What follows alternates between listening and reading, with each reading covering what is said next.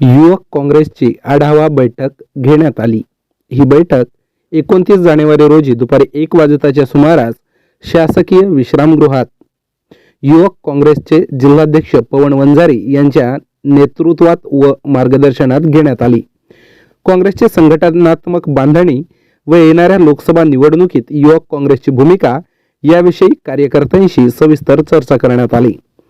लाखणीचे काँग्रेसचे तालुकाध्यक्ष योगराज झलके यांनी युवकांमधील असलेल्या समस्या व त्यावर कशा प्रकारे आळा घालता येईल अशा विविध विषयांवर युवक काँग्रेसच्या पदाधिकाऱ्यांसोबत चर्चा केली।